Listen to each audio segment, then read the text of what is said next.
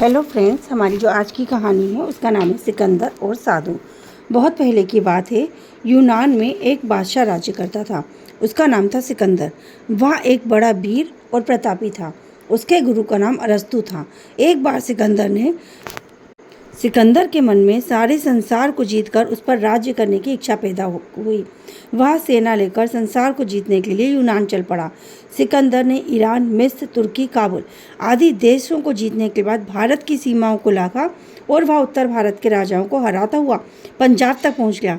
पंजाब का शूरवीर राजा पुरु सिकंदर से मोर्चा लेने के लिए तैयार हो गया।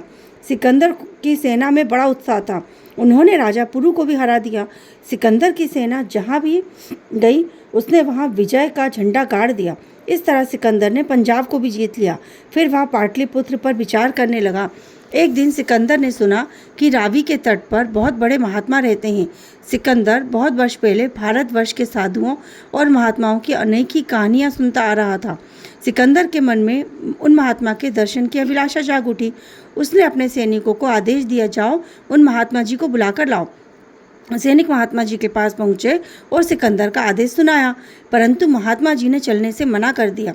सैनिकों ने बार बार महात्मा जी से प्रार्थना की वे रथ पर चढ़कर सिकंदर के पास चलने की कृपा करें, परंतु महात्मा जी हर बार यही उत्तर दिया, मैं ईश्वर का सेवक हूँ, अपनी कुटिया को छोड़कर कहीं नहीं जाता। सैनिक चुपचाप वापस आ गए। उन्होंने महात्मा जी की सारी बातें सिकंदर को बता दी। महात्मा जी का उत्तर सुनकर सिकंदर हैरान रह गया। आज तक किसी ने भी मेरी अवज्ञा करने का साहस नहीं किया था। उसने स्वयं साधु के पास जाने का निश्चय किया। दूसरे दिन सिकंदर महात्मा जी की कुटिया पर जा पहुंचा। शीत के दिन थे, वह सवेरे का समय था। भयंकर ठंड पड़ रही थी।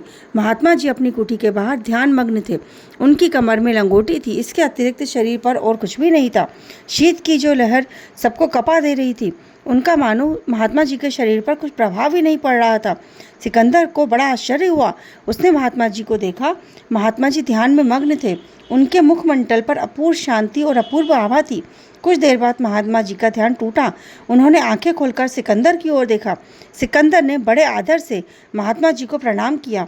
उनके सामने अपने अमूल्य उपहार रख दिए।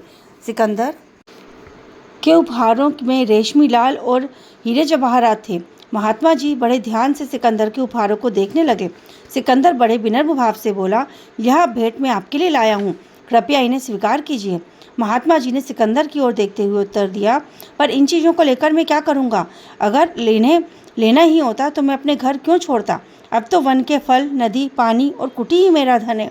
भूख लगने पर वन के फूल खा लेता हूँ और रात को अपनी कुटिया में जाकर सो लेता हूँ। ये शॉल, हीरे, जवाहर ये मेरे किस काम आएंगे? सिकंदर विनम्र भाव से बोला, इतनी तेज़ सर्दी पड़ रही है और आपके शरीर पर एक कपड़ा भी नहीं। ये शॉल आपको सर्दी से बचाएगा। महात्मा जी मुस्कुरा उठे। आपका सारा शरीर तो गर्म कपड़े से ढका हुआ है, परंतु नाक खुली है। क्या नाक और आंखों में आपको सर्दी नहीं लग रही? सिकंदर मौन रहा। महात्मा जी बोल उठे, नाक और कान को भी यदि सर्दी लग रही है, पर सर्दी सहने का अभ्यास हो गया है। यही मेरा हाल है, मुझे सर्दी और गर्मी सहने का अभ्यास हो गया है। सिकंदर महात्मा जी के चरणों के पास बैठ गया। महात्मा जी के तप और त्याग की सराहना करते हुए बोला, मैंने बहुत देशों पर विजय प्राप्त की है, मेरे पास बहुत धन है, वैभव है, फिर भी मुझे शांति नहीं मिलती। कृपया मुझे बताइए, शांति कैसे मिलेगी? महात्मा जी ने कहा, तुम्हारे मन में दूसरों को हराने की लालसा है। तुमने खून की नदियाँ बहाईं, फिर भी तुम्हें शांति किस प्रकार मिल सकती है?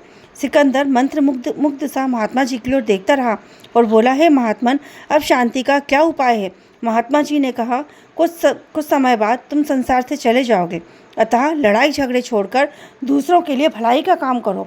महात्मा जी की बातें सुनकर सिकंदर ने युद्ध का विचार तोड़ दिया और यूनान लौट आया। मरने से पहले उसने बहुत सारे लोगों में धन बांटा और लोगों से कहा, ये लो, और मैं जो कुछ लाया हूँ मैं यहीं देकर जाऊँगा, मैं अपने साथ कुछ नहीं लेकर जाऊँगा।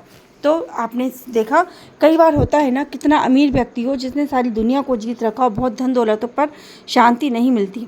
शांति मन से आती है। यदि हमारा मन शांत होगा तो हमारा शरीर भी शांत होगा, और हमारा मन तभी शांत होगा जब हम इस पूरी दुनिया से मोह माया, स्वार्थ सब कुछ छोड़ छाड़ कर अपनी ही दुनिया में मगन रहें, जो है उसमें खुश रहें, और अपने आप को हर कंडीशन में एडजस्ट करने का हम यदि ढाल लें, अपने शरीर को इस तरह से ढाल लें कि हम हर तरह की कंडीशन से लड़ सकते हैं, तो हमें मन की शांति ज़रूर मिलेगी। राधे राधे।